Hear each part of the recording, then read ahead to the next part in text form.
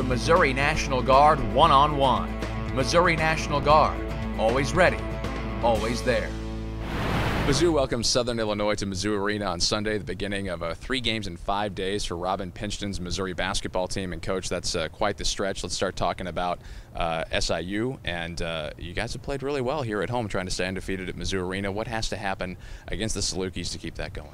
Well, you know, this is such a big week for us with finals and coming off a busy week. The week before finals, I think that's almost tougher than the week of finals, but had 3 games in 6 days, so kind of used to that quick turnaround in Cancun, played 3 games in 3 days, and so probably 3 games in 5 days doesn't seem too bad to our girls. And, you know, I think as a player, you love to play the game. As coaches, you love the practice time. But, you know, I really am pleased with how unselfish we've been playing. I think we've been really moving the ball well offensively.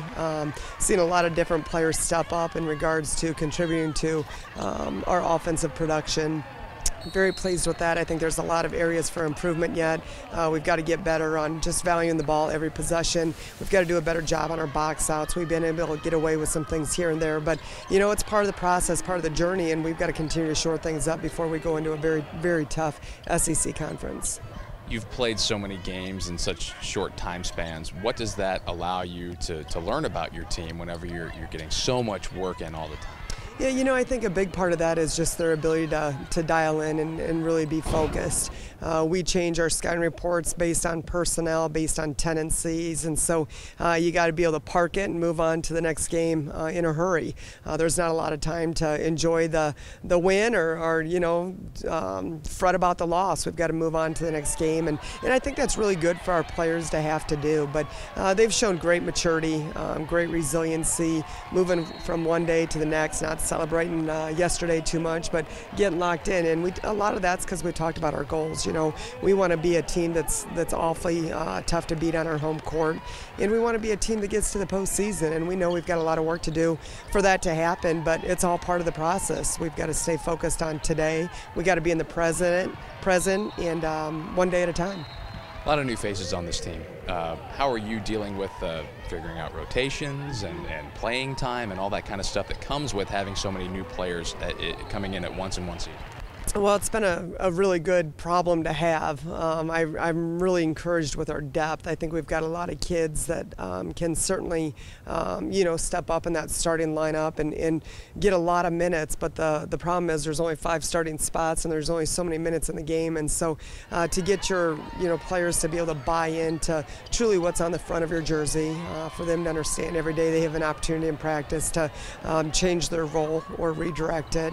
But you know, that's the thing. It's such a high character group, you know, and I've talked a lot about that, but they're truly in it for what's on the front of our jersey. And you know, when you have that mindset that I'm going to do whatever it takes for our team to be successful and not going to get caught up in individual accolades or minutes played, I think you got a chance to do some really special things. And so we've been fortunate with the kind of kids that we have in this program.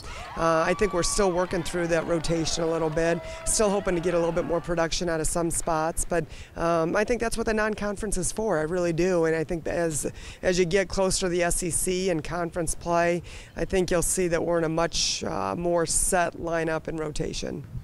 Has something kind of clicked with this group? You mentioned playing for what's on the front of the jersey and that kind of thing. Has something really clicked with this group in terms of attitude and approach in the last few weeks? Well, you know, I think a big part of it is they're just getting more comfortable with each other. I really do. You know, we felt like we had a pretty special group coming in. I said, you know, way back in preseason that this was going to be a fun group to coach. They love the game. They're in the gym outside of practice. You know, they got hungry eyes. They want to learn. They want to get better. Those are fun kids to coach. But I think for them, just getting, you know, so many new players, 12 of the 13 played a year or less here, and to get, you know, a little bit more comfortable with pace of the game, physicality of the game, and with their teammates. I think there's a learning curve that goes along with that too, to get used to each other's strengths and weaknesses and how different players play the game. So I think the adjustments that they've made and the understanding that they've had in a short period of time has been very positive and has helped us, I think, play as well as we've been playing as of late. Coach, thanks for your time. Been great so far in the non-conference. Keep it up here. Thank you. That's head coach Robin Pingeton. The Missouri women's basketball team begins play 3 games in 5 days starting this Sunday when they take on Southern Illinois right here at Mizzou Arena.